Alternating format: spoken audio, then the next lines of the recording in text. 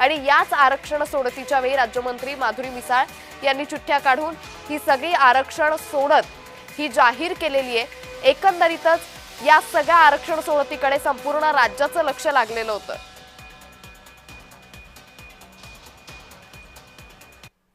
आरक्षणाची सोडत हा प्रक्रियेचा भाग असतो आणि त्या प्रक्रियेमध्ये जे काही आरक्षण सोडत झाली ती कायद्यानुसार, परंपरेनुसार, नियमानुसार झाली आहे आणि आता नियमानुसार महायुतीचा महापौर मुंबईत बसेल, वाजत गाजत बसेल, मुंबईकरांच्या आशीर्वादाने बसेल, मराठी माणसाच्या सेवेसाठी बसेल, संपूर्ण मुंबईच्या विकासासाठी बसेल।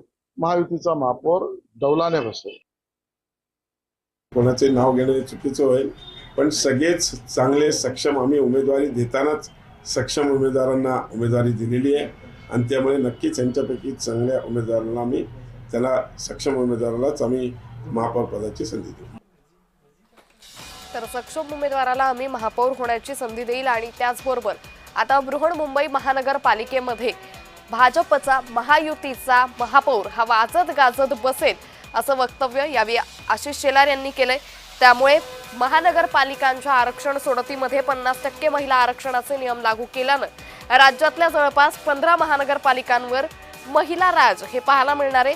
तर 14 ठिकाणी सर्वसाधारण वर्गाला संधी दिली गेल्याचंही पाहायला मिळतंय। तर बृहन्मुंबई महानगरपालिकेमध्ये सर्वसाधारण महिलांसाठी ही जागा आरक्षित झाली आहे। तर ठाण्यामध्ये एससी साठी ही जागा आरक्षित करण्यात आली आहे। कल्याण डोंबिवलीमध्ये अनुसूचित जमाती एसटी साठी ही जागा आरक्षित करण्यात आलेली आहे।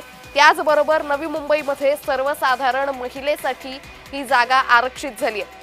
वसई विरारमध्ये ही सर्वसाधारण महिला किंवा पुरुषासाठी ही जागा आरक्षित झाल्याचं पाहायला मिळतंय। एकंदरीतच या सगळ्या आरक्षण सोडतीनंतर आता राजकीय वर्तुळातून अनेक प्रतिक्रिया समोर येतात। आपण ग्राफिक्सच्या माध्यमातून पाहतोय ठाणे महानगरपालिकेमध्ये एससी साठी ही जागा आरक्षित झाली आहे। कल्याण डोंबिवलीमध्ये एसटी साठी, जालन्यामध्ये एससी महिलासाठी ही जागा आरक्षित झाली आहे। लातूरमध्येही एससी महिलासाठी ही जागा आरक्षित करण्यात आली आहे। तर दुसरीकडे पनवेलमध्ये ओबीसी प्रवर्गासाठी ही जागा आरक्षित झाली आहे। इचलकरंजी मध्येही ओबीसी साठी ही जागा आरक्षित झाली आहे। चंद्रपूर आणि जळगाव मध्ये ओबीसी महिलांसाठी ही जागा आरक्षित करण्यात आलेली आहे।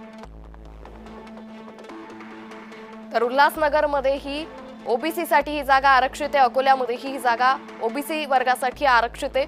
अहिल्यानगर मध्ये ओबीसी महिलांसाठी ही जागा आरक्षित करण्यात आली आहे। तर कोल्हापूरमध्येही ओबीसी प्रवर्गासाठी ही जागा आरक्षित असेल। तर मुंबईमध्ये नवी मुंबई त्याचबरोबर मीरा भाईंदर मध्ये महिला राज दिसून येणार आहे, कारण खुल्या प्रवर्गामध्ये महिलांसाठी ही जागा राखीव ठेवण्यात आलेली आहे। त्याबरोबरच पुणे, नागपूर, नाशिक महानगरपालिकेमध्येही खुल्या प्रवर्गासाठी महिलांसाठी ही जागा आरक्षित आहे। धुळे, नांदेड, मालेगाव मध्येही महिला राज हे पाहायला मिळणार आहे। दुसरीकडे पिंपरी चिंचवड, भिवंडी, वसई विरार, परभणीमध्ये सर्वसाधारण प्रवर्गाचा महापौर बसेल। त्याबरोबरच अमरावती, छत्रपती संभाजीनगर, सांगली, सोलापूर महानगरपालिकेत सर्वसाधारण प्रवर्गाचा महापौर बसेल। तर महापौर पद आरक्षणाची सोडत ही जाहीर करण्यात आलेली आहे।